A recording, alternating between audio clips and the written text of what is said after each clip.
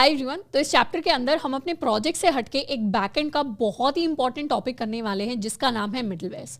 अब मिडलवेयर्स को हमने बीच में थोड़ा थोड़ा टच करने की कोशिश की है, हमने यूज़ भी किए हैं पहले मिडलवेयर्स, बट आज हम डिटेल में समझ रहे होंगे कि मिडलवेयर्स एग्जैक्टली होते क्या हैं प्रोग्रामिंग के अंदर, एक्सप्रेस के अंदर, एंड ऑल्सो हम अपने खुद के मिडलवेयर्स को कैसे क्रिएट कर सकते हैं।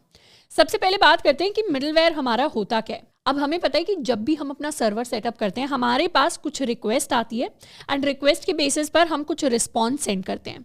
अगर हमें ऐसे कुछ काम हैं जो रिक्वेस्ट के आने से पहले और रिस्पॉन्स के जाने से पहले करवाने होते हैं तो उनको एक्सप्रेस के अंदर हम मिडलवेयर्स के थ्रू करवाते हैं। मिडल यानी ये हमारी रिक्वेस्ट एंड रिस्पॉन्स के बीच में आ रहा होता है। अब जब मिडलवेयर्स की बात करते हैं, मिडलवेयर्स आर इंटरमीडियरी, यानी ये एक लिंक सेटअप करते हैं। रिक्वेस्ट से लेके रिस्पॉन्स तक के बीच का एक जो लिंक होता है उसे जोड़ने का काम हमारे मिडलवेयर्स करते हैं। और मिडलवेयर्स ऐसा नहीं है कि सिर्फ नोड.जेएस के अंदर ही होते हैं।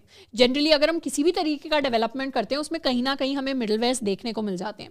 मिडलवेयर्स इन जनरल एक प्रोग्रामिंग कॉन्सेप्ट है, बट स्पेसिफिकली अगर एक्सप्रेस की बात करें तो एक्सप्रेस के अंदर middlewares are functions that come in to play after the server receives the request and before the response is send to the client. यानी एक्सप्रेस के अंदर मिडलवेयर्स फंक्शंस होते हैं, ऐसे फंक्शंस जो रिक्वेस्ट के आने के बाद एंड रिस्पॉन्स के जाने से पहले हमारे सर्वर के अंदर कुछ काम करने के लिए यूज़ होते हैं। अब मिडलवेयर्स को ऑलरेडी हम काफ़ी बार यूज़ कर चुके हैं।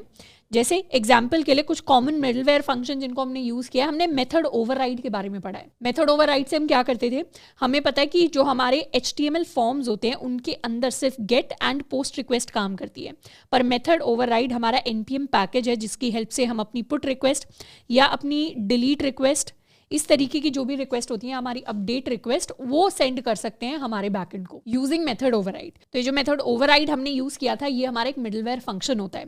उसके बाद हमने बॉडी पार्सर को यूज़ किया था। बॉडी पार्सर को इसलिए यूज़ किया था क्योंकि हमारी जो रिक्वेस्ट की बॉडी के अंदर डेटा होता है, हमारी एक्सप्रेस की ऐप यानी हमारा बैकएंड, हमारा सर्वर, उसे समझ नहीं आता, इसीलिए उस डेटा को हमें पार्स करना पड़ता है, अंडरस्टैंडेबल फॉर्म में कन्वर्ट करना पड़ता है।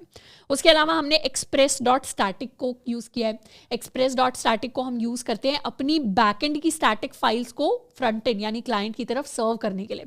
स्टैटिक फाइल्स यानी हमारा अगर रिलेटेड CSS हो गया या जावास्क्रिप्ट हो गया या कोई इमेज हो गई, तो इस तरीके की स्टैटिक फाइल्स को हम फ्रंट एंड को, क्लाइंट को सर्व करने के लिए अपने एक्सप्रेस डॉट स्टैटिक को यूज़ करते हैं। हम एक्सप्रेस डॉट URL एनकोडेड को यूज़ करते हैं ताकि सेम हमारी रिक्वेस्ट के अंदर का जो डेटा है उसको हम एक्सेस कर पाएँ। हमने जनरली जो हमारे मिडलवेयर्स हैं उनको कुछ इस तरीके से लिखा है, जैसे अगर हमें अपने डेटा को पार्स करवाना है तो हमने लिखा है एक्सप्रेस डॉट URL एनकोडेड।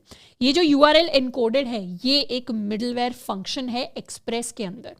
यहाँ पर हमने एक्सप्रेस डॉट स्टैटिक को लिखा है, ये जो स्टैटिक है ये भी एक मिडलवेयर फंक्शन है एक्सप्रेस के अंदर। अब ये स्टैटिक एक मिडलवेयर फंक्शन कैसे है? स्टैटिक मिडलवेयर फंक्शन ऐसे है कि रिक्वेस्ट आई और हम चाहते हैं कि ऐप डॉट यूज से हम क्या कर रहे हैं, ऐप डॉट यूज हम तब यूज करते हैं जब हम चाहते हैं कोई भी रिक्वेस्ट आए, कहीं से भी आए, चाहे गेट रिक्वेस्ट आए, पोस्ट रिक्वेस्ट आए, अपडेट रिक्वेस्ट आए, किसी भी तरीके की रिक्वेस्ट आए, उसमें हम ये वाली चीज़ परफॉर्म करवाना चाहते हैं। तो बेसिकली जो रिक्वेस्ट आ रही है उसे हम पास कर रहे हैं अपने स्टैटिक फंक्शन को, जो रिक्वेस्ट भी लेता है एंड फिर वो कुछ कुछ काम परफॉर्म करता है। तो जैसे ही कोई भी रिक्वेस्ट आएगी, स्टैटिक फंक्शन क्या करेगा, हमारी पब्लिक फोल्डर को एक्सेस करने की उसके पास परमिशन होगी, पब्लिक फोल्डर को वो एक्सेस कर पाएगा ताकि स्टैटिक फाइल्स को सर्व कर सके। और ये एक्सेस वाला पार्ट कब हो पाएगा, इस तरीके से स्टैटिक फाइल्स पब्लिक फोल्डर से कब सर्व हो पाएंगी, जब रिक्वेस्ट आ चुकी है पर अभी रिस्पॉन्स नहीं गया है।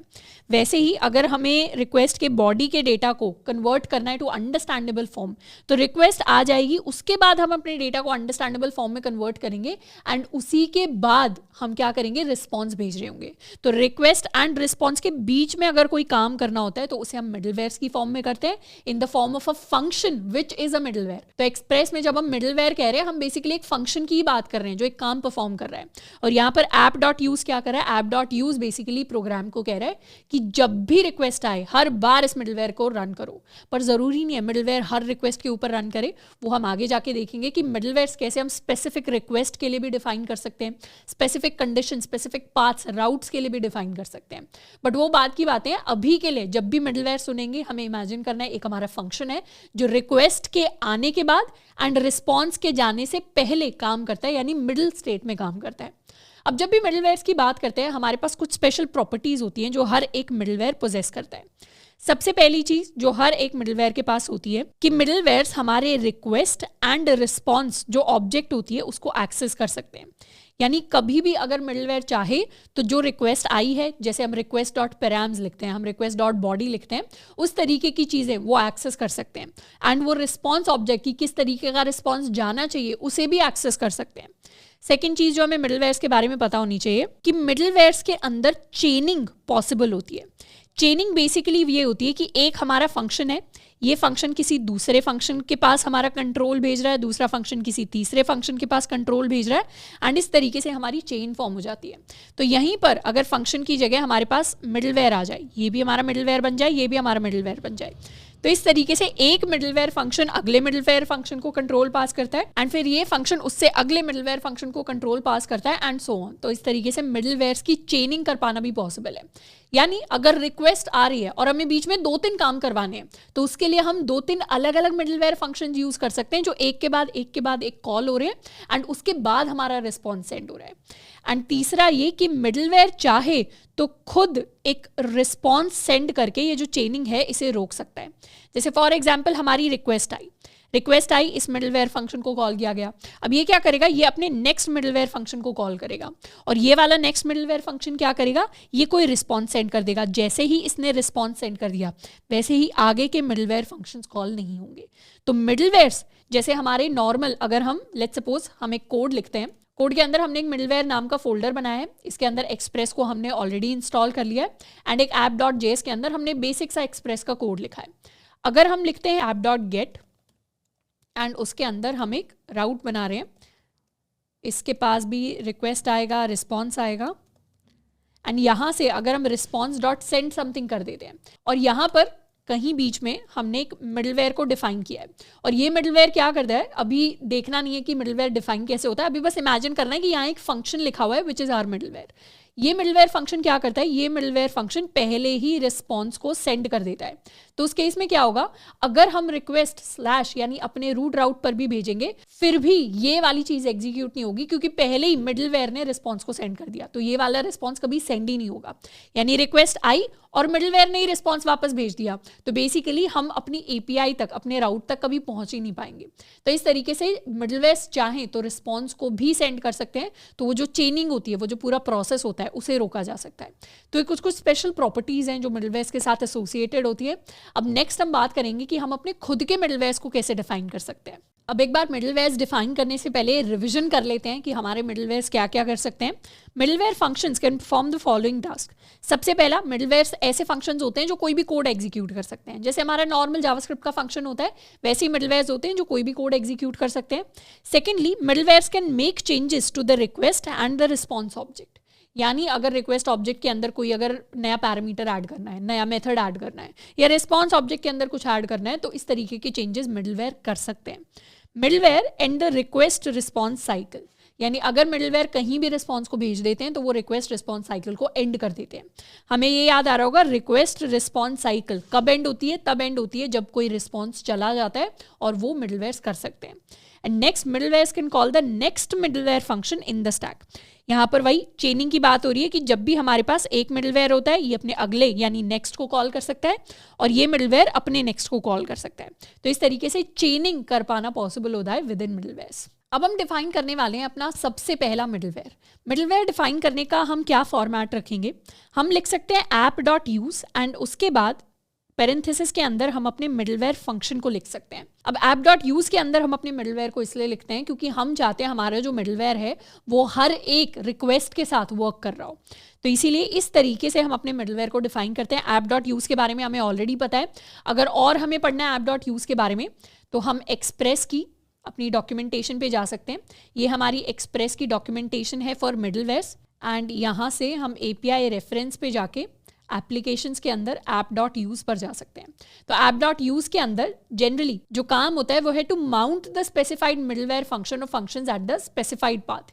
यानी app.use के अंदर हम अपने मिडलवेयर्स लिखते हैं, और app.use क्या करता है, अगर उसके अंदर कोई हमने पाथ स्पेसिफाई नहीं किया, 2 आर्ग्यूमेंट्स होते हैं, अगर पाथ स्पेसिफाई नहीं किया तो फिर सारे के सारे पाथ्स के लिए वो मिडलवेयर वर्क करेगा, और अगर कोई पाथ स्पेसिफाई किया तो उस स्पेसिफिक पाथ के लिए वो मिडलवेयर हमारा वर्क करेगा।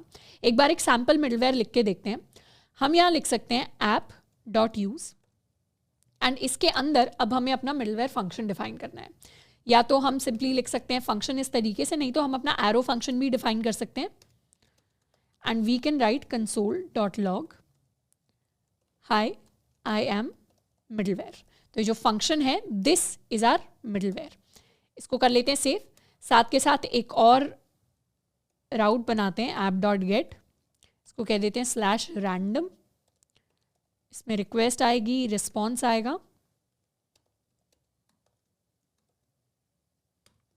एंड यहाँ पर रिस्पॉन्स में हम सेंड कर देंगे this is a random page. And यहाँ पर अपने रिस्पॉन्स में हम सेंड कर सकते हैं hi I am route, something like this. इसको कर लेते हैं सेव। एंड अब हम क्या करेंगे, अब हम अपनी ऐप को स्टार्ट कर सकते हैं। सबसे पहले जाएंगे लोकल होस्ट स्लैश पर। अब लोकल होस्ट स्लैश पर यानी रूट पर जैसे ही हम गए, हमारा एग्जीक्यूशन वर्क नहीं करेगा। मतलब यहाँ पर हमारा लोडर क्या कर रहा है, सिर्फ घूमे जा रहा है और हमारे पास कोई रिस्पॉन्स नहीं आ रहा है, इवन दो यहाँ पे हमने वैलिड रिस्पॉन्स डिफाइन किया है। अगर हम रूट पाथ पे जाते हैं तो हमारे पास वैलिड रिस्पॉन्स आना चाहिए। तो बेसिकली यहाँ पे क्या हो रहा है, app.use में हमने एक फंक्शन डिफाइन कर दिया है विच इज आर मिडलवेयर, और ये मिडलवेयर ने अपना काम कर दिया है। इसने high I am a middleware print करवा दिया जो हमारे कंसोल के ऊपर प्रिंट होकर आ गया। पर इस मिडलवेयर ने उसके बाद क्या करना है वो स्टेप्स हमें नहीं बताए। अब एक मिडलवेयर दो ही स्टेप्स ले सकता है। If this is my middleware, middleware के पास दो ही चॉइसेस हैं। सबसे पहला कि ये क्या करे, ये कुछ रिस्पॉन्स सेंड कर दे। अगर इसने कुछ रिस्पॉन्स सेंड कर दिया तो ऑब्वियसली हमारा एग्जीक्यूशन रुक जाएगा और उसके बाद फिर कुछ होगा नहीं। एंड दूसरा काम जो एक मिडलवेयर कर सकता है वो ये है कि वो अपने नेक्स्ट मिडलवेयर को, या तो नेक्स्ट मिडलवेयर हो या फिर उसके बाद जो भी ऑपरेशन परफॉर्म होने वाला है उस ऑपरेशन को हम नेक्स्ट कहते हैं। बेसिकली जो भी नेक्स्ट होना चाहिए, जो भी आगे होना चाहिए, वो उसे कॉल कर दे, उसे अपना सारा कंट्रोल दे दे। तो मिडलवेयर दो ही काम कर सकता है, उनमें से दोनों में से कुछ भी काम नहीं किया गया। इसीलिए क्या हुआ, इसीलिए हमारा जो पेज है वो सिर्फ लोड हुए जा रहा है, उसके अंदर हमारे पास कोई रिस्पॉन्स रिसीव नहीं हुआ। तो हम चाहें तो यहाँ से एक रिस्पॉन्स सेंड कर सकते हैं, इसको कह सकते हैं मिडलवेयर फिनिश्ड, एंड इसको कर सकते हैं सेव। अब सेव करके हमारे पास एरर आएगा। एरर इसलिए आएगा क्योंकि ये जो रिस्पॉन्स ऑब्जेक्ट है जिसको हम एक्सेस करने की कोशिश कर रहे हैं ये अभी डिफाइंड ही नहीं है। तो इसे डिफाइन करने के लिए हम यहाँ एक रिक्वेस्ट एंड एक रिस्पॉन्स ऑब्जेक्ट है जिसको अपने आर्ग्यूमेंट्स के अंदर लिख सकते हैं। सेव कर लिया, एंड इस बार अगर हम रिफ्रेश करेंगे तो रिफ्रेश करके हमारे पास आया मिडलवेयर फिनिश्ड।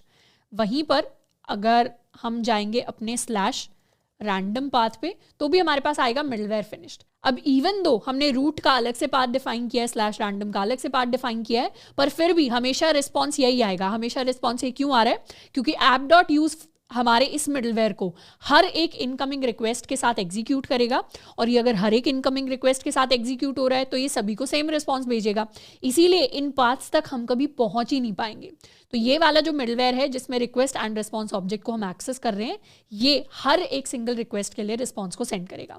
अब यहाँ पर ये जो रिक्वेस्ट ऑब्जेक्ट है ये वैसी रिक्वेस्ट ऑब्जेक्ट है जिसको हम अपने पाथ के साथ यूज करते हैं, और ये जो रिस्पॉन्स ऑब्जेक्ट है ये भी वैसे ही वर्क करती है जैसी हमारी यहाँ पे रिस्पॉन्स ऑब्जेक्ट वर्क करती है। जैसे अगर हम चाहते हैं कि हमारी रिक्वेस्ट के साथ अगर हमने कोई क्वेरी भेजी, लेट्स सपोज हमने भेजी query is equal to ABCD, enter किया, और उस क्वेरी को हम यहाँ पे प्रिंट करवाना चाहते हैं, तो अपनी रिक्वेस्ट ऑब्जेक्ट को हम यहाँ पर यूज कर सकते हैं। Let query is equal to request dot query, save, and फिर हम इसे कर देंगे console.log, save and refresh. Refresh किया तो इस बार क्वेरी की वजह से हमारे पास यहाँ पर प्रिंट होकर आ गया ABCD। तो बेसिकली इस रिक्वेस्ट को, इस रिस्पॉन्स को, इन ऑब्जेक्ट्स को यहाँ पे एक्सेस कर पाना पॉसिबल है। एंड इनफैक्ट इनको हम मैनिपुलेट भी कर सकते हैं, इनके अंदर हम नई प्रॉपर्टीज एंड नए मेथड्स को भी एक्सेस कर सकते हैं। अब ये तो हो गया सबसे बेसिक चीज़ कि हमारे पास मिडलवेयर के अंदर एक रिक्वेस्ट आई, उसके बेसिस पर हमने एक रिस्पॉन्स भेज दिया। पर जनरली मिडलवेयर का काम रिस्पॉन्स भेजना नहीं होता। जनरली मिडलवेयर का काम होता है नेक्स्ट जो चीज़ होने वाली है उसे एग्जीक्यूट कराना, एंड उसके लिए हमारे पास एक स्पेशल पैरामीटर होता है which is called the next parameter. अब नेक्स्ट हम बात करने वाले हैं मिडलवेयर के अंदर अपने नेक्स्ट की। तो the next middleware function is commonly denoted by a variable called next. जैसे अगर हम अपनी एक्सप्रेस की वेबसाइट पे जाएं and if we go to the middleware page, तो मिडलवेयर्स का जब हम अपना सिग्नेचर लिखते हैं, यानी जब हम मिडलवेयर्स को डिफाइन करते हैं, जैसे app.use के अंदर हमने इस मिडलवेयर फंक्शन को डिफाइन किया है, तो जनरली उसके अंदर सिर्फ रिक्वेस्ट एंड रिस्पॉन्स नहीं होता, एक नेक्स्ट नाम का वेरिएबल भी होता है। ये जो नेक्स्ट होता है ये एक्चुअली मिडलवेयर के बाद जो हमें नेक्स्ट मिडलवेयर कॉल करना है उसे रिप्रेजेंट करता है। तो इसीलिए अगर हम चाहते हैं कि मिडलवेयर खुद का कोई रिस्पॉन्स सेंड ना करे, वो बस अपने नेक्स्ट को कॉल कर दे, तो उसके लिए हम उसे नेक्स्ट पैरामीटर से डिनोट करते हैं एंड फिर हम उसे एक्सप्लिसिटली कॉल करते हैं। हम नेक्स्ट को एग्जीक्यूट करके उसे कॉल करवाते हैं। तो if the current middleware function does not end the request response cycle, it must call next to pass control to the next middleware function. तो हर फंक्शन के पास अपना कंट्रोल होता है, हर फंक्शन के पास अपने वेरिएबल्स होते हैं, अपना सारा कॉल स्टैक के अंदर वो अपनी जगह घेर के बैठा होता है। पर अगर मिडलवेयर फंक्शन रिस्पॉन्स सेंड नहीं करता तो फिर उसकी ऑब्लिगेशन है, उसके लिए ज़रूरी हो जाता है कि एरर ना आए। एरर किस तरीके से कि बस चीज़ें घूमे जा रही हैं, पेज लोड किए जा रहे हैं, कुछ रिस्पॉन्स नहीं आ रहा क्लाइंट साइड पे। That is a big problem और ऐसा नहीं होना चाहिए हमारे कोड में। इसीलिए हर एक मिडलवेयर के लिए ज़रूरी होता है कि वो अपने नेक्स्ट को कॉल करे to pass control to the next middleware function. And इसके अलावा मिडलवेयर्स हमारे अलग अलग टाइप्स के भी होते हैं, यानी बेस्ड ऑन देयर यूजेज हम अपने मिडलवेयर्स को अलग अलग टाइप्स में डिफाइन कर सकते हैं। जैसे एक एप्लीकेशन लेवल हमारे मिडलवेयर्स होते हैं, दूसरे तरीके के मिडलवेयर्स हमारे राउटर लेवल मिडलवेयर्स होते हैं, या हम अपने एरर हैंडलिंग मिडलवेयर्स को भी डिफाइन कर सकते हैं। अब ऐसा नहीं है, इस एरर हैंडलिंग मिडलवेयर में कुछ और अलग चीज़ें हैं, बस यहाँ पर हम एक एक्स्ट्रा पैरामीटर यूज़ करते हैं which is going to be our error parameter. कुछ बिल्ट इन मिडलवेयर्स भी होते हैं, कुछ हमारे पास थर्ड पार्टी मिडलवेयर्स भी होते हैं। बिल्ट इन मिडलवेयर्स का मतलब है ऐसे मिडलवेयर्स जो एक्सप्रेस के अंदर ही हैं, जैसे एक्सप्रेस डॉट स्टैटिक, जिससे हम स्टैटिक फाइल सर्व करते हैं। तो एक्सप्रेस डॉट स्टैटिक क्या है, एक्सप्रेस के अंदर ही है, तो वो हमारा बिल्ट इन मिडलवेयर है। जैसे URL एनकोडेड को हम यूज़ करते हैं, तो URL एनकोडेड एक्सप्रेस का ही पार्ट है, तो वो भी बिल्ट इन मिडलवेयर है। बिल्ट इन मिडलवेयर यानी एक्सप्रेस का बिल्ट इन फंक्शन है which acts as a middleware. इसके अलावा थर्ड पार्टी मिडलवेयर्स भी होते हैं, यानी दूसरे मिडलवेयर्स जिनको हम यूज़ कर सकते हैं, जिनको हम अपने प्रोग्राम के अंदर कुछ काम एग्जीक्यूट करने के लिए इस्तेमाल कर सकते हैं। तो इस तरीके की जो मिडलवेयर्स होते हैं, बेसिकली फंक्शंस होते हैं, उन्हें हमें अलग से npm पैकेज की फॉर्म में इंस्टॉल करना पड़ता है। जैसे कुकी पार्सर एक काफ़ी वेल नोन मिडलवेयर है, इसके बारे में अगर आपको टाइम मिले प्लीज़ पढ़ना। एक हमारे पास मॉर्गन करके होता है जो लॉगर्स बनाने के लिए यूज़ होता है। इस तरीके के काफ़ी सारे थर्ड पार्टी मिडलवेयर्स भी अवेलेबल होते हैं। जैसे there is this good compilation about 5 express middleware libraries every developer should know. तो इसके अंदर 5 इन्होंने लाइब्रेरीज बताई हैं। एक हमारी हेलमेट के नाम से है, एक हमारा जो मिडलवेयर है that is cookie parser which is used to parse cookies. हमने कई बार वेबसाइट्स के ऊपर देखा होगा कि क्या do you accept these cookies और नॉट। तो इस तरीके की जो चीज़ें होती हैं। पासपोर्ट होता है फॉर ऑथेंटिकेशन, हम बाद में ऑथेंटिकेशन सीख रहे होंगे क्या होगा, बट आप चाहें तो अपने टाइम में भी जाकर इस डॉक्यूमेंटेशन को, इस आर्टिकल को पढ़ सकते हैं।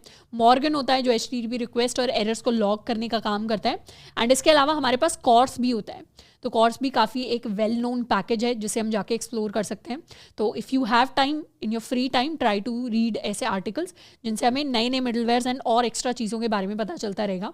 तो बेसिकली हमारे मिडलवेयर्स होते हैं, इनको हम डिफरेंट टाइप्स में डिफाइन कर सकते हैं बेस्ड अपॉन उनका क्या यूजेज है। बट टाइप याद करने से अच्छा है कि हम मिडलवेयर का जो यूजेज है उसको अच्छे से समझ लें। तो मिडलवेयर के अंदर हम नेक्स्ट को यूज़ करते हैं to execute the next thing. अब अगर इस मिडलवेयर के अंदर, क्वेरी वाला पार्ट हटा देते हैं, इस मिडलवेयर के अंदर रिस्पॉन्स भेजने की जगह इफ़ आई कॉल नेक्स्ट, तो फिर क्या होगा, लॉजिकली इस मिडलवेयर के अंदर अगर नेक्स्ट को कॉल किया जाएगा तो उसके बाद रिक्वेस्ट क्या करेगी, रिक्वेस्ट अपना जो भी पाथ है जहां पर रिक्वेस्ट आई है उसके साथ मैच करने की कोशिश करेगी। अगर रूट राउट पर हमने रिक्वेस्ट भेजी है तो ये एग्जीक्यूट हो जाएगा, और /random पे भेजी है तो ये एग्जीक्यूट हो जाएगा। ट्राई करके देखते हैं। If we send a request to /random, next is not defined. अच्छा, यहाँ पे अपने पैरामीटर्स के अंदर we'll have to write next. Refresh किया तो this is a random page, और अगर हम रूट पे भेजेंगे तो हाई आई एम रूट। तो इस तरीके से क्या हुआ, नेक्स्ट का मतलब यहाँ पे हो रहा है कि हम नेक्स्ट जो भी उसका फाइनल एग्जीक्यूशन है उसे कॉल करने की कोशिश कर रहे हैं। लेकिन अगर हमने बीच में एक और मिडलवेयर डिफाइन कर दिया, इसे कर लेते हैं यहाँ पे कॉपी, एंड यहाँ हम लिखेंगे high I M second middleware, I am first middleware. तो यहाँ क्या होगा, यहाँ जब भी रिक्वेस्ट आएगी सबसे पहले ये मिडलवेयर एग्जीक्यूट होगा, उसके बाद ये अपने नेक्स्ट को कॉल करेगा। नेक्स्ट क्या करेगा, ढूंढेगा आगे क्या होना चाहिए, तो उसके बाद सेकंड वाला मिडलवेयर कॉल होगा, फिर नेक्स्ट को जाएगा। नेक्स्ट के बाद कोई और मिडलवेयर नहीं है तो फिर ये अपने जो भी पाथ है उसके साथ मैच कर जाएगा, और जैसे ही रिस्पॉन्स सेंड हो गया वैसे ही अब कोई मैचिंग नहीं होगी, अब चेन टूट चुकी है। तो उसको सेव करते हैं, रिफ्रेश करते हैं। जैसे ही रिफ्रेश किया, high I am first middleware, I am second middleware. ऐसे ही अगर हम /random के पास रिक्वेस्ट भेजेंगे तो दोबारा से प्रिंट होकर आएगा hi I am first, I am second. तो ये जो शुरुआत में अगर हमने जो मिडलवेयर्स लिख दिए ये हर एक चीज़ के लिए एग्जीक्यूट होंगे, हर एक रिक्वेस्ट के लिए एग्जीक्यूट होंगे, चाहे वो हमारी गेट रिक्वेस्ट हो, पोस्ट रिक्वेस्ट हो, डिलीट रिक्वेस्ट हो, अपडेट रिक्वेस्ट हो, किसी भी तरीके की रिक्वेस्ट हो। इनफैक्ट एक चीज़ हम नोटिस करेंगे कि एक बार अगर हम अपने सर्वर को रीस्टार्ट करें और लेट्स सपोज मैंने किसी रैंडम पाथ, गलत पाथ के ऊपर रिक्वेस्ट भेज दी, मैंने /abcd को रिक्वेस्ट भेजी थी, तो यहाँ तो मुझे प्रिंट होकर आएगा कि नॉट गेट /abcd, पर मेरे मिडलवेयर्स हमेशा वर्क करेंगे। यानी मिडलवेयर्स क्या करते हैं, रिक्वेस्ट में भेदभाव नहीं करते कि हमारा अगर पाथ एग्जिस्ट नहीं करता तो मिडलवेयर रन नहीं करेगा। मिडलवेयर तो हमेशा रन करेगा ही करेगा, चाहे पाथ आप गलत सिलेक्ट करो, चाहे पाथ आप सही सिलेक्ट करो, चाहे आपने रिक्वेस्ट के अंदर कोई गलती कर दी है, कोई आपने बीच में पैरामीटर्स मिस कर दिए हैं या पाथ गलत कर दिया है या गलत तरीके की रिक्वेस्ट भेज दी है, पर मिडलवेयर्स हमेशा रन करते हैं irrespective of what is sent in the request body और how the request is structured. इसके साथ साथ एक और चीज़, जब हम मिडलवेयर का नेक्स्ट कॉल करते हैं उसका मतलब ये नहीं होता कि अब हमारा कंट्रोल आगे वाले फंक्शन में चला गया तो नेक्स्ट के बाद कुछ लिखा नहीं जा सकता। जैसे लेट्स सपोज अगर हम यहाँ पर चाहें तो लिख सकते हैं console.log this is after next, इसको कर लेते हैं सेव, एंड जैसे ही हम रिक्वेस्ट भेजेंगे, लेट्स सपोज हमने रूट पर रिक्वेस्ट भेजी तो हाय आई एम रूट आ गया, और हमारे टर्मिनल में क्या आया, टर्मिनल में आया hi I am first middleware, second middleware and this is after next. यानी ये चीज़ भी एग्जीक्यूट होती है जो हमने नेक्स्ट के बाद लिखी। इवन दो इस तरीके से कोड आपको जनरली कभी नहीं मिलेगा क्योंकि एक अच्छे प्रोग्रामर की निशानी नहीं है। अब अच्छे डेवलपर्स कोड इसी तरीके से लिखते हैं कि जनरली नेक्स्ट के बाद कुछ भी एग्जीक्यूट नहीं हो रहा होता, कुछ भी हमारा लॉजिक नहीं लिखा होता, next is considered as the end of the middleware. तो इसीलिए नेक्स्ट के बाद वाला कोड एग्जीक्यूट तो होगा ही, पर हम वो लिखते नहीं है क्योंकि वो एक प्रॉपर तरीका नहीं है कोड को लिखने का। बहुत रेयर और बहुत स्पेसिफिक केसेस होंगे जिसमें इस तरीके से कोड लिखा जाएगा नेक्स्ट के बाद। इसीलिए कई बार हम क्या करते हैं, नेक्स्ट को हम रिटर्न भी कर सकते हैं। जैसे if I do return next, अगर हमने रिटर्न नेक्स्ट कर दिया और दोबारा से हम यहां पर लिखने की कोशिश करें console.log abcd सेव, एंड अब अगर हम रिफ्रेश करें तो इस बार ये जो रिटर्न नेक्स्ट के बाद वाला पार्ट है ये एग्जीक्यूट नहीं होगा। तो इसलिए कई बार अगर आप दूसरे डेवलपर्स का कोड देखेंगे तो कुछ डेवलपर्स ये एक्चुअली प्रेफर करते हैं कि सिर्फ नेक्स्ट की जगह हम रिटर्न नेक्स्ट लिख दें, ताकि गलती से नेक्स्ट के बाद अगर कोई कोड हमने लिख भी दिया तो वो एग्जीक्यूट ना हो, because that is not the proper way of writing code. तो हम रिटर्न नेक्स्ट लिखें चाहे हम रिटर्न नेक्स्ट ना लिखें, पर हम नेक्स्ट के बाद कोड नहीं लिखेंगे अपने मिडलवेयर्स के अंदर, ना ही हम इस मिडलवेयर के नेक्स्ट के बाद कोड लिखेंगे, और रिस्पॉन्स एक बार सेंड कर दिया तब तो ज़रूरत ही नहीं है। तो इस तरीके से हमारे मिडलवेयर्स के अंदर हम अपने नेक्स्ट को यूज़ करते हैं। अब नेक्स्ट हम अपने लिए एक यूटिलिटी मिडलवेयर क्रिएट करने वाले हैं। यूटिलिटी मिडलवेयर कहने का मतलब है कि ये तो हो गए हमारे रैंडम मिडलवेयर्स, ये मिडलवेयर ऐसा कुछ स्पेशल काम नहीं कर रहा, ज़रूरी काम नहीं कर रहा, इसकी कोई यूटिलिटी नहीं है, तो हम अपने लिए एक यूजफुल मिडलवेयर को क्रिएट करेंगे। इस मिडलवेयर का काम क्या होगा, ये हमारे लॉगर की तरह एक्ट करेगा। अब प्रोग्रामिंग के अंदर लॉगर्स क्या होते हैं, लॉगर्स हमारे ऐसे फंक्शंस होते हैं या ऐसी फंक्शनैलिटी होती है, ऐसा हिस्सा होता है पार्ट का जो लॉग चीज़ें लॉग करने में हेल्प करवाता है। लॉग करना यानी जो यूजफुल इंफॉर्मेशन है उसको कंसोल के ऊपर प्रिंट करना या हमारे टर्मिनल के ऊपर प्रिंट करने में हमारे लॉगर्स हमारी हेल्प करते हैं। जैसे यहाँ पर जब हम एक्सप्रेस की बात कर रहे हैं तो यूजफुल इन्फॉर्मेशन क्या हो सकती है, हमारे पास काफ़ी सारी रिक्वेस्ट आ रही हैं, तो हर रिक्वेस्ट के साथ एसोसिएटेड होगा कि उस रिक्वेस्ट का क्या मेथड है। मेथड यानी क्या हमारे पास गेट रिक्वेस्ट आई है, क्या हमारे पास पोस्ट रिक्वेस्ट आई है, क्या हमारे पास पुट रिक्वेस्ट आई है, डिलीट रिक्वेस्ट आई है, इस तरीके से किस तरीके की रिक्वेस्ट हमारे पास आई है। हो सकता है हम इंटरनली वो जानना चाह रहे हों, या इनफैक्ट जब हम रियल लाइफ प्रोग्रामिंग करते हैं, जब हम कंपनीज के अंदर जाते हैं तो जनरली हर प्रोजेक्ट के साथ एक लॉगर फाइल होती है जिसमें सारा लॉग किया जाता है कि किस टाइम पर क्या रिक्वेस्ट भेजी गई, कौन से मेथड की रिक्वेस्ट आई। तो इस तरीके से अगर हमें लॉगर फंक्शनैलिटी बनानी है तो रिक्वेस्ट के मेथड को हम प्रिंट करवा सकते हैं, किस टाइम पर रिस्पॉन्स भेजा गया हम उस रिस्पॉन्स को प्रिंट करवा सकते हैं। तो बेसिकली ऐसे रिस्पॉन्सेस की रिक्वेस्ट कब आई और रिस्पॉन्स कब गया, इससे हम जज कर सकते हैं कि हमारी एपीआई जो है या हमारा सर्वर जो है उसकी लेटेंसी क्या है, कितना लैग लग रहा है रिक्वेस्ट आने और रिस्पॉन्स भेजने में, या फिर कौन सा होस्ट का नाम क्या है। इस तरीके की रिलेटेड इन्फॉर्मेशन होती है जो हर एक रिक्वेस्ट के साथ हम लॉग करवा सकते हैं यानी प्रिंट करवा सकते हैं। तो अपना यूटिलिटी मिडलवेयर क्रिएट करने के लिए हम क्या करेंगे, इन्हें तो कर देते हैं कमेंट आउट, और यहाँ पर हम लिखने वाले हैं app.use, एंड यहाँ पर हम अपना लॉगर बनाएंगे। लॉगर के अंदर हमारे पास रिक्वेस्ट आएगा, रिस्पॉन्स आएगा, नेक्स्ट आएगा। और हम क्या करेंगे, हम सबसे पहले अपनी रिक्वेस्ट जो ऑब्जेक्ट है उसे एक बार प्रिंट करवाते हैं console.log रिक्वेस्ट, और जैसे ही रिक्वेस्ट प्रिंट हो जाए फिर हम नेक्स्ट पे चले जाएं। तो इसको कर लेते हैं सेव, रिफ्रेश। तो ये क्या हुआ, ये हमारी पूरी की पूरी रिक्वेस्ट ऑब्जेक्ट प्रिंट हो गई। एंड रिक्वेस्ट ऑब्जेक्ट को आप एनालाइज करेंगे तो इसके अंदर बहुत सारे पैरामीटर्स और कई सारी रिलेटेड इन्फॉर्मेशन होती है। अब हमें जानना है रिक्वेस्ट कहाँ भेजी गई, तो उसके लिए हम पाथ नेम प्रिंट करवा सकते हैं, हम अपना ओरिजिनल यूआरएल, बेस यूआरएल, इस तरीके की कई सारी रिलेटेड इन्फॉर्मेशन है जिसको प्रिंट करवा सकते हैं। तो सबसे पहले हम यहाँ प्रिंट करवाने वाले हैं अपने रिक्वेस्ट का method. So we can write request dot method save. In fact clear कर लेते हैं पहले स्क्रीन को, एंड इस बार करेंगे रिफ्रेश। रिफ्रेश किया तो यहाँ हमारे पास क्या प्रिंट होकर आ गया कि हमने गेट रिक्वेस्ट भेजी थी। इसी तरीके से हम चाहें तो हॉपस्कॉच से एक पोस्ट रिक्वेस्ट भी भेज सकते हैं।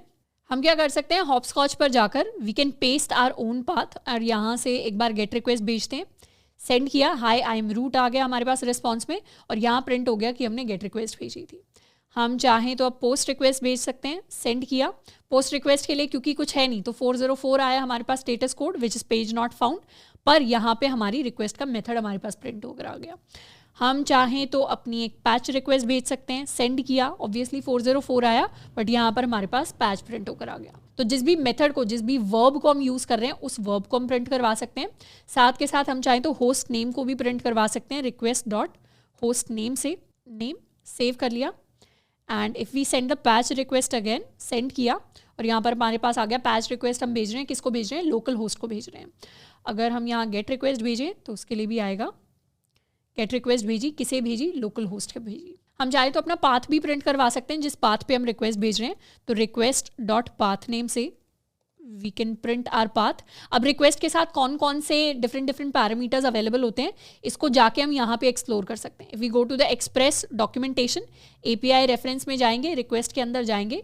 अब रिक्वेस्ट के अंदर बहुत सारे डिफरेंट पैरामीटर्स हैं जो हमें मिल जाएंगे, जैसे रिक्वेस्ट डॉट होस्ट नेम हमारे पास होता है, ओरिजिनल यूआरएल होता है, रिक्वेस्ट डॉट पाथ होता है, रिक्वेस्ट डॉट क्वेरी होती है। तो इस तरीके की काफ़ी सारी इन्फॉर्मेशन है जो हमें यहाँ से मिल जाएगी। यहाँ पर अब हम गेट रिक्वेस्ट भेजते हैं रूट को गेट रिक्वेस्ट भेजी तो गेट लोकल होस्ट अनडिफाइंड हमारे पास आया। अनडिफाइंड बेसिकली आया क्योंकि पाथ नेम नहीं, यहाँ पर पाथ होगा अगेन। तो इस बार गेट लोकल होस्ट स्लैश, अगर हम स्लैश रैंडम को रिक्वेस्ट भेजेंगे, सेंड की रिक्वेस्ट, तो इस बार आया get local host slash random.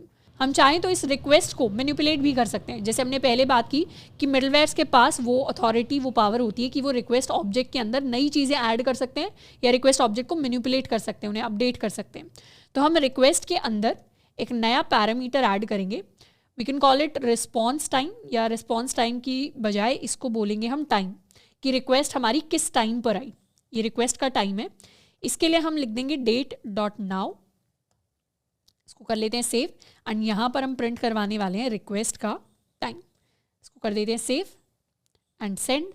Send किया तो अच्छा, टाइम को एज अ फंक्शन नहीं, नॉर्मली सेंड किया, रैंडम पेज पर आ गए, तो हमारे लिए ये रिक्वेस्ट का टाइम प्रिंट होकर आ गया।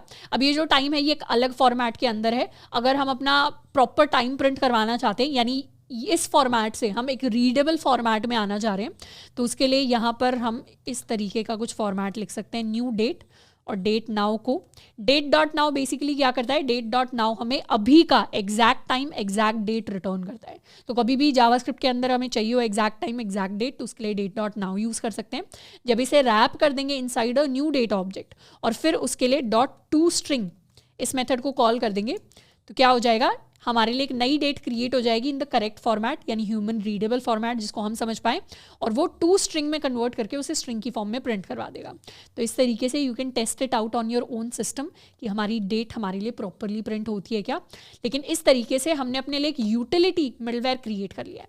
अब एक और स्पेशल चीज़, ये जो हमारा मिडलवेयर है, अगर हमने इसे लास्ट में लिख दिया, लेट्स सपोज हमारे स्लैश और स्लैश रैंडम के हमने इसे बाद में लिख दिया, एक बार स्क्रीन थोड़ी सी क्लियर करते हैं, ऊपर हमारे राउट्स हैं, बाद में हमने मिडलवेयर को लिखा, और अब हम रिक्वेस्ट भेज रहे हैं, सेंड की रिक्वेस्ट, रिस्पॉन्स आ गया, पर इस बार कंसोल में कुछ प्रिंट नहीं होगा। क्यों? क्योंकि एक बार रिक्वेस्ट आई और स्लैश रैंडम से मैच कर गई, तो रिस्पॉन्स यहीं से वापस चला गया। अब हमारे कोड के पास रिक्वेस्ट और रिस्पॉन्स की कोई एक्सेस नहीं बची, तो इसीलिए ये मिडलवेयर फंक्शन काम ही नहीं करेगा। तो मिडलवेयर तभी काम करेगा जब रिस्पॉन्स भेजने से पहले मिडलवेयर रिक्वेस्ट और रिस्पॉन्स को एक्सेस कर पाए। इसीलिए मिडलवेयर्स को कोड के लास्ट में हम नहीं लिखते। जनरली जितने भी मिडलवेयर्स हम लिखते हैं उन्हें कोड के स्टार्टिंग में हम लिख रहे होते हैं, अगर हर एक रिक्वेस्ट के लिए हम उनको एग्जीक्यूट कराना चाहते हैं तो ये मिस्टेक नहीं करनी कि मिडलवेयर्स को लास्ट में लिख दिया तो बेसिकली मिडलवेयर नहीं रह जाएंगे, वो एंड में चले जाएंगे and that is not a middleware. तो इसीलिए मिडलवेयर को एग्जीक्यूट कराना है तो रिक्वेस्ट आने के बाद सबसे पहले मिडलवेयर हिट होना चाहिए लॉजिकली, एंड उसके बाद हमारा जो एंडिंग रिस्पॉन्स है वो हमारे से जाना चाहिए। एंड ये जो हमने यूटिलिटी मिडलवेयर क्रिएट किया है बेसिकली टू लॉग इन्फॉर्मेशन, जो हमने अपना लॉगर बनाया है, ये जो लॉगर है इस तरीके के कई सारे npm पैकेजेस हैं जो ऑलरेडी एग्जिस्ट करते हैं, जो बिल्कुल सेम काम करवाते हैं जो हमने यहाँ पर करवाने की कोशिश की है। इनमें से काफ़ी वेल नोन है मॉर्गन के नाम से, जो अभी मैंने आपको डॉक्यूमेंटेशन के अंदर दिखाया, जो 5 अच्छे मिडलवेयर्स हैं जिनके बारे में हम पढ़ सकते हैं, उनमें से एक मॉर्गन भी होता है और मॉर्गन ऐसा सा ही काम कराता है। मॉर्गन को आप यूज़ करके देखोगे अगर तो वो भी आपके लिए रिक्वेस्ट का मेथड प्रिंट करवाएगा, होस्ट नेम प्रिंट करवा देगा, पाथ प्रिंट करवा देगा। तो इस तरीके की रिलेटेड इन्फॉर्मेशन है जो मॉर्गन हमारे लिए प्रिंट करवाता है। तो बेसिकली उसी को हमने खुद से स्क्रैच से थोड़ा सा उसका एक लाइटर वर्जन जो है बिल्ड कर लिया है। अब हमारे जो मिडलवेयर्स होते हैं वो app.use फंक्शन के अंदर कॉल बैक्स की तरह काम करते हैं। जैसे अगर हम app.use की डॉक्यूमेंटेशन पर जाएं तो हमने ऑलरेडी देख लिया हमारे पास 2 आर्ग्यूमेंट्स हो सकते हैं app.use में, एक हमारा पाथ आर्ग्यूमेंट होता है और एक हमारा कॉल बैक होता है। एंड अगर इस कॉल बैक फंक्शन की बात करें तो it can be a middleware function, या इसके अंदर हम सीरीज ऑफ यानी मल्टीपल मिडलवेयर फंक्शन लिख सकते हैं जो कॉमा सेपरेटेड हो, या हम चाहें तो एक एरे ऑफ मिडलवेयर फंक्शंस भी पास कर सकते हैं। It can be a combination of all of the above. तो बेसिकली app.use के अंदर जो हम पास करते हैं जो कॉल बैक फंक्शन की तरह पास होता है that is actually a middleware. अब यहाँ पर पाथ की क्या इंपॉर्टेंस है, अगर हम app.use के अंदर कोई भी पाथ पास नहीं करते तो हमारा जो मिडलवेयर है वो हर एक रिक्वेस्ट के लिए काम करेगा, पर अगर हम उसके अंदर कुछ स्पेसिफिक पाथ लिख देते हैं तो ये जो हमारा मिडलवेयर है ये सिर्फ उन स्पेसिफिक पाथ्स के लिए वर्क करेगा। जैसे लेट्स सपोज हम अपने लिए लिखते हैं app.use एंड app.use पर हम यहाँ पर लिखने वाले हैं /random। अब /random के पास अगर हम रिक्वेस्ट भेजेंगे रिक्वेस्ट रिस्पॉन्स, एंड यहाँ पर हम लिख सकते हैं अपना नेक्स्ट, और यहाँ पर हम console.log करवा देंगे I am only for random, और यहाँ से कॉल कर देंगे अपने नेक्स्ट को। Let's start our server, and इस बार अगर हम रूट को रिक्वेस्ट भेजेंगे तो हमारा मिडलवेयर एग्जीक्यूट नहीं करेगा, कुछ भी प्रिंट नहीं करवाएगा। लेकिन अगर हम /random को रिक्वेस्ट भेजेंगे तो उस केस में मिडलवेयर एग्जीक्यूट करेगा और प्रिंट करवाएगा I am only for random। अगर हम /random /something को भेजेंगे, दिस इज /something एंटर किया तो उस केस में एरर तो हमारे पास आ जाएगा, लेकिन यहाँ पर I am only for random ये हमारे पास प्रिंट होकर ज़रूर आएगा। ये जो इन्फॉर्मेशन लॉग हो रही है ये हमारे लॉगर की मदद से हो रही है, पर ये सेकंड टाइम जो प्रिंट हुआ है ये इसलिए प्रिंट हुआ है क्योंकि /random /something हमने लिखा है। पर अगर हम यहाँ पर लिख दें /abcd तो उस केस में भी वर्क नहीं करेगा, यानी कुछ भी प्रिंट होकर नहीं आएगा। क्यों? क्योंकि अब हमारा ये जो मिडलवेयर है सिर्फ उन्हीं पाथ्स के लिए वर्क करेगा जो पाथ /random से स्टार्ट होते हैं। और बाय डिफॉल्ट अगर हम पाथ के अंदर स्लैश लिख देते हैं तो स्लैश से तो सारे ही पाथ स्टार्ट होते हैं, इसीलिए जब हम इस पाथ को खाली छोड़ते हैं तो उसका मतलब बेसिकली यही होता है कि हम यहाँ पर पाथ के अंदर अपना सिर्फ स्लैश यानी रूट पाथ पास कर रहे हैं। तो रूट पाथ पास करने का मतलब होता है कि सारे के सारे और जो फर्दर राउट्स हैं उनके लिए भी हमारा जो मिडलवेयर है वो वर्क करेगा। तो इसीलिए अगर हम चाहते हैं कि हमारे मिडलवेयर स्पेसिफिक पाथ्स के लिए वर्क करें, जैसे कई बार आप नोटिस करेंगे अगर आप दूसरे डेवलपर्स के कोड पढ़ेंगे तो कि कई डेवलपर्स जो अपनी APIs लिखते हैं, हमने APIs रेस्टफुल फैशन में किस तरीके से लिखी है, हम अपनी APIs को लिखते आए हैं /listings या हमने लिख दिया /listings /id, इस तरीके से हम अपनी APIs को लिखते आए हैं। पर कई डेवलपर्स प्रेफर करते हैं अपनी APIs को लिखना /API /listings, या कुछ लोग लिखते हैं /API /listings /id। तो APIs इस तरीके से भी लिखी जाती हैं, ये भी हमारा रेस्टफुल फैशन है। अब जब हम इस तरीके से APIs लिखते हैं तो यहाँ हम डिफाइन कर सकते हैं कि हमारे जो भी मिडलवेयर्स हैं, जैसे मिडलवेयर का एक प्रैक्टिकल एग्जांपल होगा कि हम चाहते हैं हमारी जो वेबसाइट है उसके ऊपर जो भी यूज़र आए अगर उसके पास कोई लिंक है तो डायरेक्टली उस लिंक पे ना आ पाए, पहले उसे हमेशा साइन अप या लॉग इन करना ही करना पड़े। तो अगर कोई भी यूज़र डायरेक्टली इन APIs को एक्सेस करने की कोशिश कर रहा है, मतलब /API के बाद कुछ भी लिखने की कोशिश कर रहा है, तो हम चाहते हैं वो हमेशा लॉग्ड इन हो। तो उसके लिए मिडलवेयर के अंदर अपने मिडलवेयर के अंदर ही हम उससे क्या करवा सकते हैं, हम उससे लॉगिन करवा सकते हैं। तो मिडलवेयर के अंदर ही हम ऑथेंटिकेशन वाला पार्ट लिख सकते हैं। ऑथेंटिकेशन पार्ट मतलब ये यूज़र ऑथेंटिकेटेड है, इसके पास परमिशन है हमारे इन APIs को या हमारे इन राउट्स को एक्सेस करने की। तो इस तरीके से हमारे मिडलवेयर का प्रैक्टिकल यूजेज तब होता है जब किसी स्पेसिफाइड पाथ को या सीरीज ऑफ पाथ को हम प्रोटेक्ट करना चाहते हैं और बीच में ऑथेंटिकेशन की एक लेयर डालना चाहते हैं, वैलिडेशन की एक लेयर डालना चाहते हैं। पर इन तरीके की चीज़ों में हम अभी डिटेल में नहीं जाएंगे, हम अभी सिर्फ मिडलवेयर के बेसिक्स कवर कर रहे हैं। बाद में जाके जब हम ऑथेंटिकेशन को पढ़ेंगे तब जाकर हम प्रैक्टिकली देखेंगे कि मिडलवेयर एक प्रैक्टिकल प्रोजेक्ट के अंदर किस तरीके से यूज़ की जा सकते हैं। अब इसके साथ में एक और जनरल केस मिडलवेयर का ये भी होता है कि जनरली जब हम अपने सारे के सारे app.use, app.get, app.post इस तरीके से सारे के सारे फंक्शंस लिख देते हैं, तो उसके बाद लास्ट में हम डिफाइन कर सकते हैं app.use, जहाँ पर हमारे पास रिक्वेस्ट आएगा, हमारे पास रिस्पॉन्स आएगा, और यहाँ पर जनरली हम रिस्पॉन्स के अंदर सेंड कर सकते हैं पेज नॉट फाउंड। तो इससे क्या होगा, ये बेसिकली हम अपने 404 के लिए, यानी अगर हमने कुछ ऐसा पेज एक्सेस करने की कोशिश की है जो एग्जिस्ट ही नहीं करता, तो उसके लिए हम एक special middleware and of the page पे क्रिएट कर सकते हैं। अगर पहले के किसी भी पाथ के साथ हमारी रिक्वेस्ट मैच नहीं की तो फिर हमारा ये वाला 404 रन कर जाएगा। इसको सेव कर सकते हैं and if I refresh it तो इस बार हमारे पास आएगा पेज नॉट फाउंड। अगर हम कुछ भी रैंडम पाथ लिख देंगे, जैसे अगर हम /random/something पर जाने की कोशिश कर रहे हैं, तो उस केस में भी पेज नॉट फाउंड यानी कस्टम एरर हमारे पास आ जाएगा।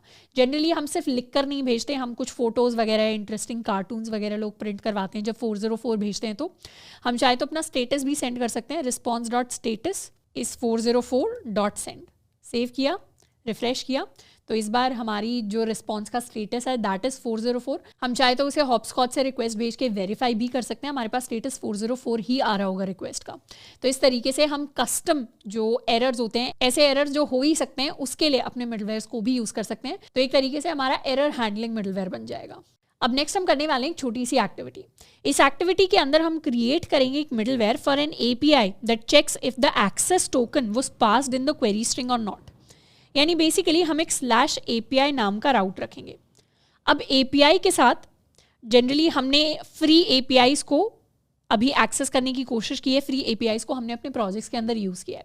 बट जब हम APIs के बारे में पढ़ रहे थे तो उस टाइम पर आपको बताया गया था कि कुछ APIs ऐसी होती हैं जिनके लिए एक्सेस टोकन ज़रूरी होता है। एक्सेस टोकन को हम एक स्पेशल पासवर्ड की तरह समझ सकते हैं। जैसे कुछ अकाउंट्स को खोलने के लिए पासवर्ड ज़रूरी होता है, वैसे ही कुछ APIs का डेटा एक्सेस करने के लिए हमें क्या चाहिए होता है, एक्सेस टोकन चाहिए होता है। जनरली जैसे अगर हम गूगल की APIs का भी एग्जाम्पल ले लें, तो गूगल की APIs यूज़ करने के लिए हमें गूगल अकाउंट से साइन अप करना होता है और उसके लिए एक्सेस टोकन चाहिए। ट्विटर की APIs के लिए हमारे पास ट्विटर अकाउंट होना चाहिए और वो हमें एक्सेस टोकन देता है, यानी एक स्पेशल पासवर्ड देता है जिसको हम API कॉल के साथ पास करते हैं, रिक्वेस्ट के साथ पास करते हैं। तो ऐसे ही एक्सेस टोकन को एक स्पेशल सीक्रेट की तरह हम इमेजिन कर सकते हैं। हमारी API क्या करती है, हमारी API रिस्पॉन्स में कुछ डेटा सेंड करती है, बट वो डेटा तभी सेंड करेगी जब API की रिक्वेस्ट के अंदर एक क्वेरी स्ट्रिंग में कुछ इस तरीके से /API ? हम लिख सकते हैं token is equal to give access. हम अपने टोकन को गिव एक्सेस नाम दे सकते हैं। तो इस तरीके से जब हम क्वेरी स्ट्रिंग के अंदर token is equal to give access pass करेंगे तभी हमारी API डेटा रिटर्न करेगी, और अगर नहीं किया तो उस केस में हमारी API हमारे लिए एक एरर रिटर्न करेगी। एरर में वो बोल सकती है कि एक्सेस टोकन रिक्वायर्ड या रिक्वेस्ट रिजेक्टेड, इस तरीके से कोई भी मैसेज हम लिखकर भेज सकते हैं। तो बेसिकली ये काम करने के लिए हमें अपना एक मिडलवेयर क्रिएट करना है। क्या है काम? काम ये है कि /API ऐसा राउट है जो रिस्पॉन्स में एक डेटा भेजता है। तो यहाँ पर अपने लिए हम वो राउट क्रिएट कर सकते हैं। अभी के लिए लॉगर को एक बार कॉमेंट आउट कर देते हैं और यहाँ पर हम अपने लिए एक राउट क्रिएट करते हैं। app.get रिक्वेस्ट आई है हमारी /API पे, और API क्या करेगी, रिक्वेस्ट एंड रिस्पॉन्स बॉडी को लेगी एंड रिस्पॉन्स में उन्हें सेंड कर देगी सम डेटा। अब अभी तो हम ये सिर्फ डेटा एक स्ट्रिंग लिख रहे हैं, पर डेटा हमारा डेटाबेस का डेटा भी हो सकता है, कोई एरे भी हो सकता है, कुछ भी डेटा हो सकता है। अभी के लिए अगर हम /API पर रिक्वेस्ट डालें तो हमारे पास क्या आ रहा है, हमारे पास डेटा आ रहा है, बट हमें इतनी आसानी से डेटा नहीं चाहिए, हमें कुछ ऑथेंटिकेशन चाहिए। किसी ने डेटा को मिसयूज़ कर लिया तो, और हम नहीं चाहते हर कोई यूज़र हमारे डेटा को एक्सेस कर पाए। तो उसके लिए हम एक मिडलवेयर यूज़ करेंगे app.use। app.use के अंदर हम चाहते हैं हमारा ये मिडलवेयर तभी काम करे जब हम /API को एक्सेस कर रहे हैं। यानी अगर हम रूट पर जाना चाहते हैं तो उस केस में हमें नहीं कराना, पर /API के लिए हम करवाना चाहते हैं। मिडलवेयर डिफाइन करने के लिए we can have request, response and next. अब सबसे पहले तो मिडलवेयर से हमें क्वेरी स्ट्रिंग निकालनी पड़ेगी, तो उसके लिए हम लिख सकते हैं लेट, इसे कह सकते हैं token is equal to request dot query. इससे हम क्वेरी स्ट्रिंग के अंदर जो टोकन की वैल्यू होगी उसे निकाल लेंगे और फिर हम मैच कर लेंगे कि अगर हमारे टोकन की जो वैल्यू है that is equal to give access, उस केस में हम क्या करेंगे, उस केस में हम नेक्स्ट को कॉल कर देंगे और बाकी सारे केसेस में हम क्या करेंगे, बाकी सारे केसेस में हम रिस्पॉन्स के अंदर सेंड कर देंगे कैपिटल में एक्सेस, इसे डिनाइड कह सकते हैं इस तरीके से। तो जब भी हमारे स्लैश एपीआई के ऊपर रिक्वेस्ट जाएगी सबसे पहले चेक किया जाएगा क्या टोकन की वैल्यू गिव एक्सेस के इक्वल है। अगर है तो कोई बात नहीं, नेक्स्ट को कॉल कर दो, नेक्स्ट को कॉल करके मतलब यहाँ आ गए और डेटा सेंड हो जाएगा, और नहीं है तो उस केस में एक्सेस डिनाई हो जाएगी। जैसे for example if we go to slash API अब और रिफ्रेश करेंगे तो इस बार क्या आ गया, एक्सेस डिनाइड, यानी हमने अपने टोकन को पास नहीं किया। एक बार टोकन को पास करते हैं, हम लिख सकते हैं token is equal to give access, enter किया तो इस बार हमारे पास हमारा डेटा आ गया। पर अगर हम गिव एक्सेस की जगह कोई मिस्टेक कर देते हैं टोकन के अंदर, कुछ गलत टोकन पास करते हैं, एंटर किया तो इस बार हमारे पास आ गया एक्सेस डिनाइड। तो इस तरीके से, वैसे तो एक बहुत बेसिक एग्जांपल है पर मिडलवेयर्स की एक्चुअल फंक्शनैलिटीज ऐसे ही की जाती हैं। यानी कोई ऐसा पाथ होता है, कोई ऐसा राउट होता है जिसको हम प्रोटेक्ट करने की कोशिश करते हैं और प्रोटेक्ट करने के लिए हम मिडलवेयर की लेयर लगा देते हैं बीच में, और वो लेयर क्या काम करती है, वो लेयर ऑथेंटिकेट करने का, ये चेक करने का कि प्रॉपर परमिशन है क्या जो भी क्लाइंट एक्सेस करने की कोशिश कर रहे हैं उसके पास, वो चेक करने का काम हमारे मिडलवेयर्स हमारे लिए करते हैं। अब जो भी हमारे डिफरेंट मेथड्स होते हैं, जैसे ऐप डॉट गेट हो गया या ऐप डॉट पोस्ट हो गया, इन तरीके के मेथड्स में हम मल्टीपल मिडलवेयर्स को एक साथ पास कर सकते हैं। फॉर एग्जाम्पल ये जो इस तरीके से हमने मिडलवेयर लिखा है, इसकी जगह अगर हम इस पूरे के पूरे फंक्शन को एक वेरिएबल के अंदर स्टोर करवा दें, let's make it const check token is equal to this function. अब ये चेक टोकन क्या है, ये हमारे लिए एक फंक्शन बन गया और हम चाहते हैं जैसे ही एपीआई यानी इस राउट के ऊपर, इस पाथ के ऊपर रिक्वेस्ट आए, सबसे पहले टोकन चेक हो, उसी के बाद ये कॉल बैक रन करे।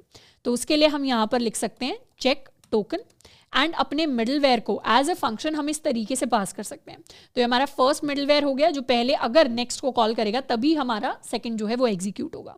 इसको कर लेते हैं सेव एंड इस बार रिफ्रेश करेंगे तो एक्सेस डिनाइड, पर if we send give access तो हमारे पास आ जाएगा हमारा डेटा।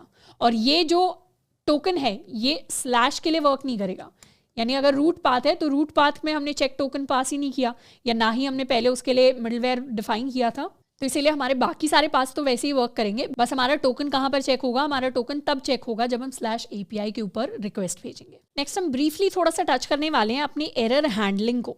एरर हैंडलिंग बेसिकली होता है कि अगर हमारे सर्वर साइड पर कोई भी एरर हो जाता है, और एरर्स जनरली होती हैं जब भी हम कोड लिखते हैं, तो ऐसे एरर्स अगर अकर करते हैं तो उन्हें हम हैंडल कैसे कर सकते हैं। उनमें से सबसे बेसिक चीज़ तो होती है एक्सप्रेस का डिफ़ॉल्ट एरर हैंडलर। एक्सप्रेस के अंदर बाय डिफ़ॉल्ट जनरली एक फिक्स्ड पाथ होता है जिसके थ्रू हमारे एरर्स हैंडल हो जाते हैं। अब एरर्स वैसे तो हमारे अलग अलग टाइप के हो सकते हैं। कुछ एरर्स हमारे सिंटैक्स एरर्स होते हैं। सिंटैक्स एरर्स यानी हमने कोड के अंदर कोई गलती कर दी, जैसे फॉर एग्जांपल हमने सेमीकोलन मिस कर दिया है, कुछ और कॉमा मिस कर दिया है, या हमने फंक्शन को गलत तरीके से, फंक्शन को हम क्लास कीवर्ड से डिफाइन करने की कोशिश कर रहे हैं। अब जो हमारे सिंटैक्स एरर्स होते हैं वो वेरी इजी टू ट्रैक होते हैं। बिना सिंटैक्स एरर के तो हमारा कोड हमारे लैपटॉप पे ही नहीं चलेगा। तो जनरली जब तक कोड हमारा प्रोडक्शन के अंदर जाता है,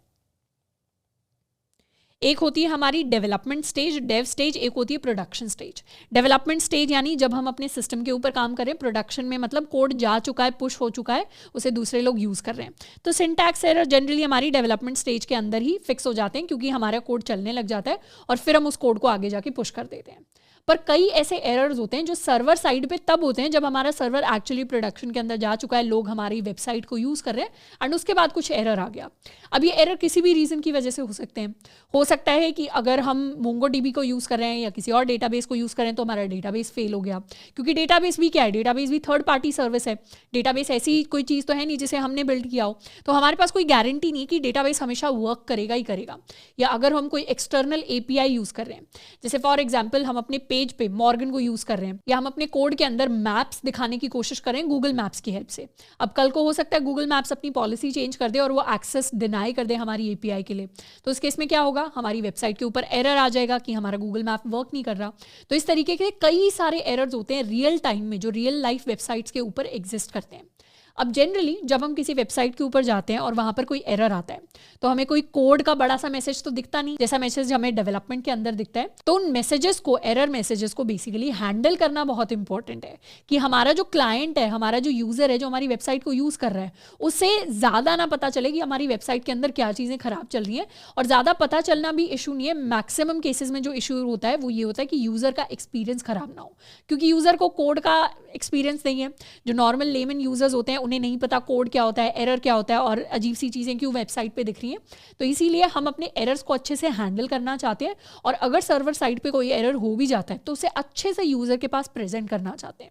अब बाय डिफ़ॉल्ट जो हमारे एक्सप्रेस का डिफ़ॉल्ट एरर हैंडलर होता है वो कैसे काम करता है, जैसे लेट्स सपोज हमने कोई एक पाथ बना दिया app.get/ और इसे हम कह देते हैं रॉन्ग।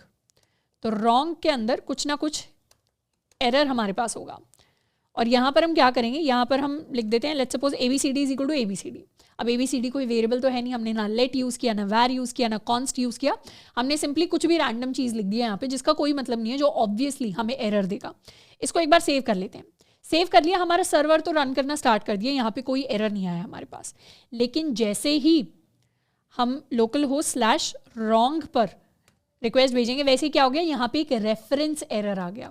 रेफरेंस एरर कह रहा है ABCD is not defined, and इस तरीके से हमारा स्टैक ट्रेस हमारे पास आ गया है। स्टैक ट्रेस बेसिकली हमें बताता है कि एरर कहाँ से स्टार्ट हुआ और फिर कैसे कैसे वो एरर प्रोपिगेट हुआ, कैसे कैसे एरर आगे बढ़ा। तो हमें पता चल रहा है कि हमारे मिडलवेयर फोल्डर के अंदर app.js फाइल के अंदर लाइन नंबर 23 के ऊपर, this is my line number 23, इसमें कितने स्पेसेस के बाद थर्ड जो कैरेक्टर है, थर्ड कैरेक्टर मतलब 2 स्पेसेस के बाद बेसिकली मेरा A स्टार्ट हुआ है और यहाँ पे मेरा एरर अकर हुआ है। तो एग्जैक्ट लोकेशन हमारे स्टैक ट्रेस से हमें पता चल जाती है। पर ये क्या हुआ, जैसे ही हमारे पास एरर आया, एक्सप्रेस ने हमारे लिए उसे बाय डिफॉल्ट हैंडल कर लिया। अगर हम हॉपस्कॉच से भी देखें और अगर हम /wrong पर एरर भेजते हैं, सेंड किया, तो इस बार एरर हमें और डिटेल में मिलेगा। ये हमारा स्टैक ट्रेस हमारे पास आ गया, पर बेसिकली एरर के साथ हमारे पास स्टेटस कोड भी आया है, विच इज स्टेटस कोड 500।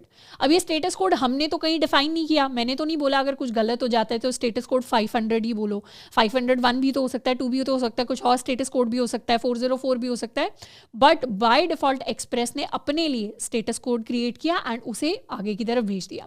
अब ये जो डिफॉल्ट हैंडलर होता है एक्सप्रेस का, इसे हम जाके चेकआउट भी कर सकते हैं। If we go to guide के अंदर हमारे पास एरर हैंडलिंग होता है एक्सप्रेस की डॉक्यूमेंटेशन में, और यहाँ पे ये रहा हमारा डिफॉल्ट एरर हैंडलर।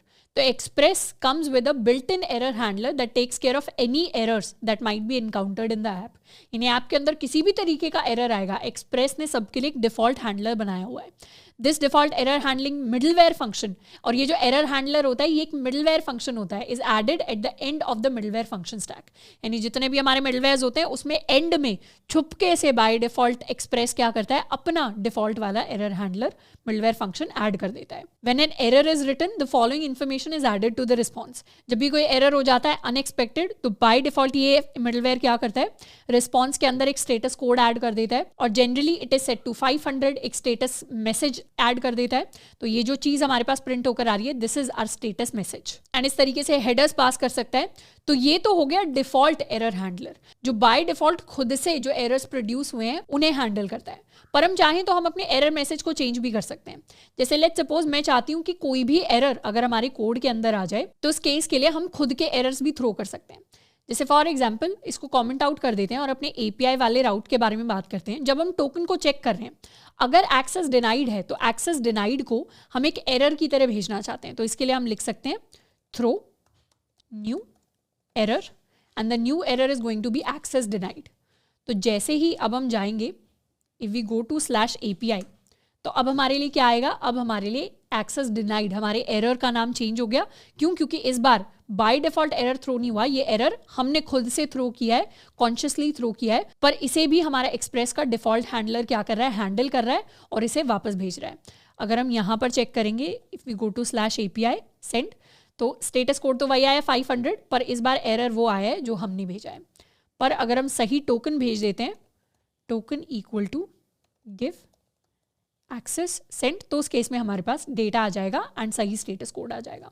तो बेसिकली ज़रूरी नहीं है एरर सिर्फ गलतियों की वजह से थ्रो हो, कई बार ऐसा भी हो सकता है कि कॉन्शियसली हम एज अ डेवलपर अगर कुछ हम मैसेज दिखाना चाहते हैं, कुछ एरर मैसेज दिखाना चाहते हैं, तो हम खुद से भी एरर्स को थ्रो कर सकते हैं। पर जनरली हम इस तरीके से जेनेरिक एरर्स थ्रो नहीं करते, हम खुद की अपनी एरर क्लासेस बनाकर एरर्स को थ्रो कर सकते हैं। और ये जो बड़ा सा मैसेज हमें अभी दिखाई देता है एरर के अंदर, जैसे यहाँ पर हम कुछ भी लिख दें, सेंड किया, और ये जो बड़ा सा मैसेज हमें दिखाई दे रहा है, अगर हम चाहते हैं इसकी जगह कुछ और मैसेज हमें दिखाई दे तो उसे भी हम हैंडल कर सकते हैं। तो इस टॉपिक का पॉइंट ये था बताना कि हमारे कोड के अंदर कई बार एरर्स जनरेट होते हैं, इन एरर्स को हैंडल करना बहुत ज़रूरी है। वैसे एक्सप्रेस के अंदर एक डिफ़ॉल्ट एरर हैंडलर होता है, पर अगर हमें खुद के कस्टम एरर हैंडलर्स बनाने हैं, अगर हमें खुद से कस्टम एरर क्लासेस बनानी है जिनको हम जनरेट कर पाएँ और बेटर तरीके से अपने एरर्स को हैंडल कर पाएँ, तो वो भी हमारे लिए पॉसिबल है। तो अभी तो हमने बेसिक डिफ़ॉल्ट हैंडलर के ऊपर टच किया है। नेक्स्ट पार्ट के अंदर हम डिटेल में पढ़ रहे होंगे कि कैसे हम खुद के अपने कस्टम एरर हैंडलिंग मैकेनिज्म्स को डेवलप कर सकते हैं।